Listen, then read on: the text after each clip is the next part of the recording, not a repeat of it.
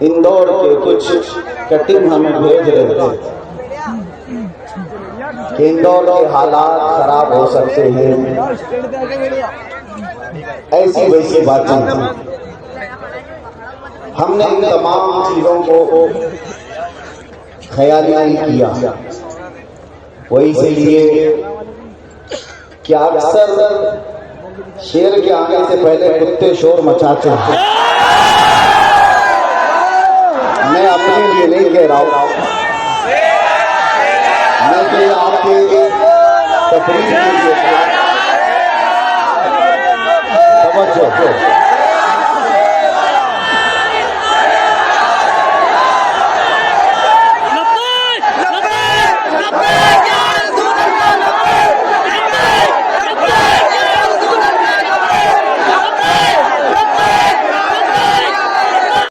امام محمد رضا پیدا کرا، ایک چراغ کل کرو گے مولا 70 چراغوں کو کل فرمایا۔ کفایت علی کافی تو کہتے تھے کوئی گل باقی رہے گا نہ چمن رہ جائے گا، پر رسول اللہ کا دین حسن رہ جائے گا۔ وہ دار پر چڑھ گئے، لیکن ان کے انتقال کے بعد، ان کی شہادت کے بعد اللہ تعالیٰ نے جس مرد قلندر کو بریلی میں پیدا کیا، جب جوان ہوا تو بریلی کا امام ایسا عشق بھرا تھا کہ جس کی خوشبوئیں 100 سال آج ہر مجمع میں محسوس کی جا سکتی ہیں، آج محسوس کی جا سکتی ہیں۔ عزیزان گرامی، یہ دین نہ فنا ہوا تھا نہ فنا ہوگا، یہ کسی کے مٹانے سے مٹ نہیں سکتا۔ آپ کو فکر کی ضرورت نہیں ہے، آپ کو اپنے دین اور اپنے ایمان کی فکر کی ضرورت ہے۔ آپ دین اسلام کی فکر کر رہے ہو، قرآن میں اللہ نے وعدہ کیا ہے صبح قیامت تک اللہ کے چراغ کو کوئی اپنے منہ کے پھوکوں سے نہیں بجھا سکتا، نہیں بجھا سکتا۔ تم اپنے ایمان کی فکر کرو، تمہارے پاس وہ دین ہے وہ باقی رہے یا نہیں رہے گا۔ تمہاری ٹوپیاں اتر جائیں گی، تمہاری داڑیاں نکل جائیں گی، تمہارا شعار سب ختم ہو جائے گا، اس کی فکر کرو۔ ڈاکو آئیں گے اس طرح سے، کبھی ڈر کے ذریعے سے، کبھی لالچ کے ذریعے سے۔ ان نوجوانوں سے میں خطاب کرتے ہوئے آخری میں یہ عرض کروں گا، اے نوجوانوں، دنیا کی چمک دمک کو دیکھ کر کے جن لوگوں نے مصلحت کی چادر اوڑھ لی اور یہ سوچا کہ چند دن یہاں پر ہیں، عیش کر کے جائیں گے اور یہاں پر آرام کر کے جائیں گے، انجوائے کر کے جائیں گے، ان لوگوں کا انجام بہت برا ہونے والا ہے۔ دین کے ایسے حالات کا وقت جنہوں نے رسول اللہ کا دامن چھوڑا۔ آپ کو میں ایک بات بتاتا ہوں، حضور پاک صلی اللہ تعالیٰ علیہ وسلم نے قیامت کے اخیر پیش آنے والے جو حالات ہیں اس میں ایک جنگ کا ذکر فرمایا، الملحمۃ الکبریٰ، ایک بڑی جنگ ملک شام میں ہوگی۔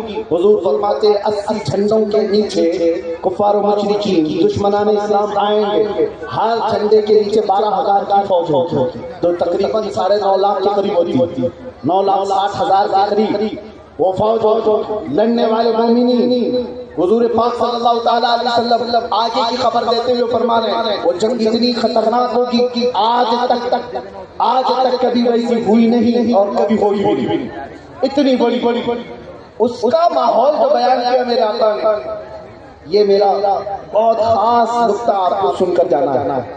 سارے لوگ مومنین کی جو جماعت تھی، مسلمانوں کی جو جماعت، حضور فرماتے ہیں پہلے دن لڑائی ہوگی تو 1/3 ایک تہائی میدان چھوڑ کر بھاگ جائیں۔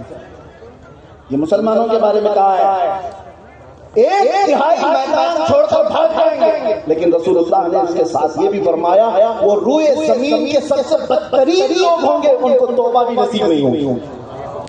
حضور نے فرمایا جو میدان چھوڑ کر بھاگا ایسے وقت میں جب دین کو ضرورت، حضور فرماتے ہیں وہ روئے زمین کے سب سے بدترین لوگ ہوں گے، توبہ بھی نہیں ہوگی۔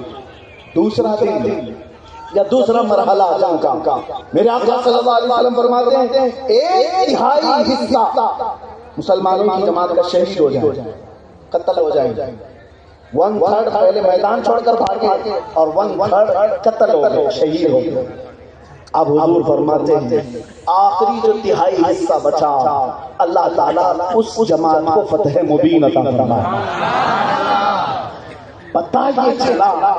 پتہ یہ چلا فتح مبین دیکھنے کے لیے کچھ اپنوں کی غداری دیکھنے پڑے گی اور کچھ اپنے عزیزوں کی موت دیکھنی پڑے گی۔ بات سمجھ میں آ رہی؟ کچھ اپنے چھوڑ کر کے جائیں گے اور کچھ اپنے شہید بھی ہو جائیں گے. یہ سب چیزیں دیکھ کر جو برداشت کر کے کھڑا رہ گیا اللہ اسے فتح مبین دکھائے، اسے فتح مبین دکھایا جائے گا. آج کے حالات میں آپ کس زمانے میں جانا چاہتے ہو؟ یہ آپ کے پاس یہاں پر لاٹھی ڈنڈے سے بھاگنے والی قوم نہیں. ٹھیک ہے اپنی اپنی حفاظت کیجیے، میں منع نہیں کرتا، لیکن اپنے دین کے ساتھ اپنے ایمان کے ساتھ سودے بازی کبھی نہیں ہونی چاہیے، کبھی نہیں ہونی چاہیے. تم کو کس نے کہا کہ تم اپنا حلیہ بدل لو؟ تم خود آئینے کے پاس جا کر اپنے آپ کو بدل لیے. کس نے تلوار رکھی تمہاری گردنوں پر کہ تم نماز نہیں پڑھ سکتے؟ تم نے خود مسجدوں کو ویران کر دیا. عزیزان اکرام وقار، کیا رسول اللہ سے وفا کرنے والی جماعت ایسی ہوگی جو حضور کو یہ کہتے ہو لبیک یا رسول اللہ، اے اللہ کے رسول میں حاضر ہوں؟ تو کہاں حاضر ہے؟ کہاں مسجد میں حاضر ہے؟ کہاں حاضر ہے؟ نعرہ لگانے کے لیے حاضر ہے؟ تم اسلام زندہ باد کہتے ہو، یہ کہاں ہے اسلام زندہ باد؟ تمہاری بیویوں پر زندہ ہے اسلام؟ تمہاری بیٹیوں پر اسلام زندہ ہے؟ شادیوں کے محلات میں جا کر کے دیکھو اسلام دور دور تک دکھتا ہے. پھر اسلام کہاں زندہ ہے؟ کہاں زندہ؟ یہ جلسوں میں آپ اپنے گھروں سے اسلام کو زندہ کرتے ہیں. سڑکوں پر آ کر کے نعرے لگانے سے نہیں اسلام زندہ، آپ کے گھر سے اسلام زندہ ہوا، آپ کی بیٹیوں سے اسلام زندہ ہو، آپ کی بہنوں سے اسلام زندہ ہو، آپ کی بیویوں سے اسلام زندہ ہو، ارے تمہارے چہروں سے اسلام زندہ ہو. آج سڑک پر پکڑ کر کے کسی نوجوان کو پوچھنا پڑتا ہے کیا نام ہے تمہارا، تاکہ آئیڈینٹی ہو. اس سے بھی نہیں پتا چلتا، نام بھی اس نے ایسی کامن رکھ لیا، بابا ببلو راجا، پتہ ہی نہیں چلتا. پھر باپ کا پوچھنا پڑتا ہے، باپ بھی پتہ نہیں راجو باجو کیا، دادا کا پوچھنا پڑتا ہے، تب بھی پتہ نہیں چلتا. ارے نادانو، تمہیں معلوم کرنے کے لیے اتنا شجرا پوچھنے کی ضرورت نہیں آئی، اپنا حلیہ ایسا بنا لیتے. دور سے دیکھنے والا کہتا مدینے والے کا غلام، دور سے دیکھنے والا پہچانے یہ مدینے والے کا غلام ہے. یہ علماء ذویل احترام جانتے ہیں ہم اپنا لباس کہیں نہیں اتارنا چاہتے. ہم جس حالت میں ہیں اسی حالت میں دنیا سے جانا بھی پسند کرتے ہیں. ایئرپورٹ پہ جاؤ، ٹرین کے اسٹیشن پر جاؤ، ارے میرے عزیزوں کچھ لوگ یہ کہتے ہیں آڈ نہیں فیل ہوتا، آڈ نہیں فیل ہوتا. آڈ کیا فیل ہو، فخر فیل ہوتا ہے. دور دور تک بیٹھا ہوا بھی نظر اٹھا کر دیکھتا ہے. کیوں دیکھتا ہے؟ عجب لباس نہیں، اسے پتا ہے کس کا غلام. آج نہیں فیل ہوتا، فخر فیل ہوتا ہے. آپ حضرات کو بھی میں یہ کہتا ہوں، اگر محبت مصطفیٰ ہے تو ان گناہوں کو ٹھوکر مارو، آؤ میرے مصطفیٰ کے قدموں میں. نشہ عام ہو چکا ہے، ہمارے محلوں میں نشہ دکھتا ہے، ہمارے محلوں میں نشہ کرنے کے لیے لوگ آ رہے ہیں، ایڈریس دے رہے. کیوں؟ تمہیں پتا ہے نشہ سے جتنے اپنے آپ کو برباد کیے ہوئے نوجوان جیلوں میں بندے ہم جانتے ہیں، جن کی مائیں پیچھے روتی روتی، جن کی بہنیں، جن کی بیویاں، جن کی بچیاں، ان کے گھر اجڑ گئے تمہاری بری لت کی وجہ سے. اے نوجوانوں، یہ شیطان ہے جو تمہیں اس راستے پر لے جا رہا ہے. تم نشہ کر کے کس کی طرف جانا چاہتے ہو؟ کیا ملتا ہے؟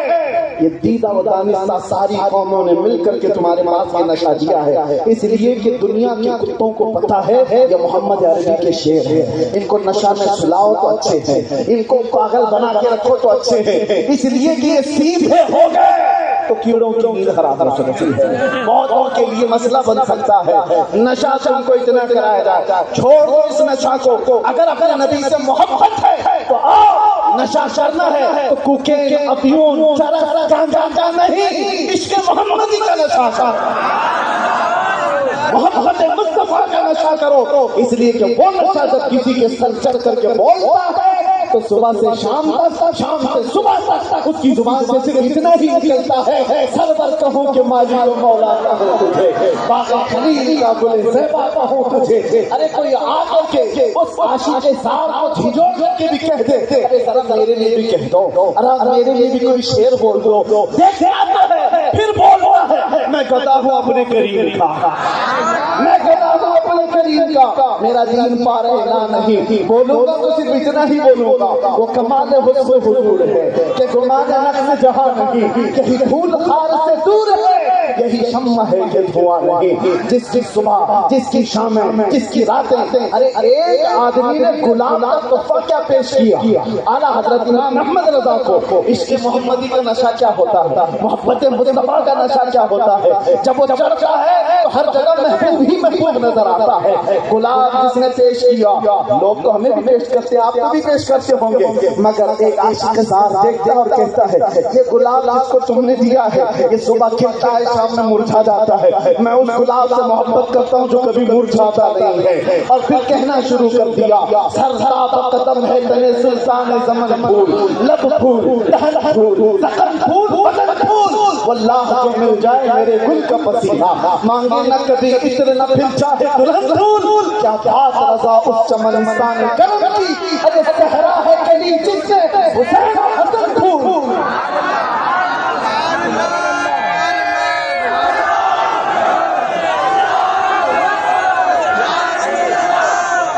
عشق محمدی کا نشہ ہو تو پھر آدمی کو دوسرا کچھ نظر نہیں آتا. اور پھر تکلیفیں کس بات کی؟ ہم نے دیکھا ہے جو نشہ میں 36 گھنٹے سوئے پڑے رہتے تھے، پولیس ڈنڈے مار مار کے تھک جاتی تھی، وہ اٹھتے ہی نہیں، انہیں پتہ ہی نہیں، درد بھی نہیں. تو میں نے یہ دیکھا دنیا میں چرس کھا کر کے آدمی اتنا بدہوش ہوتا ہے اسے ڈنڈے لگتے ہی نہیں. تو یاد آپ کو عشق محمدی میں جو مبتلا ہوتا ہے اسے پھانسی کی سزا بھی پتہ ہی نہیں چلتی، کرتے نکلنے کا انداز بھی پتہ نہیں چلتا. اسی لیے میرے عزیزوں تکلیف کس بات کی؟ عشق محمدی میں آئے تو بلال حبشی بن کر کے فخر کرے گا.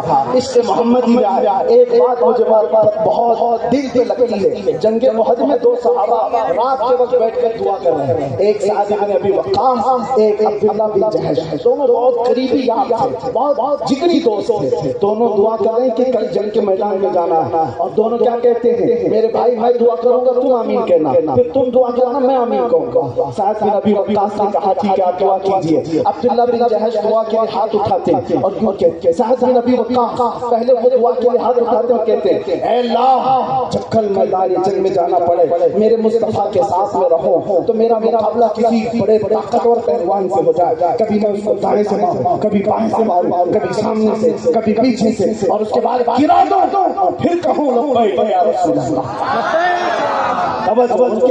ان کے الفاظ کی ترجمانی کر رہا ہوں. خواہش یہ نہیں کہ چھپ چھپ کے کہیں تھوڑا سا انگلی کٹا کے شہیدوں میں نام لکھا.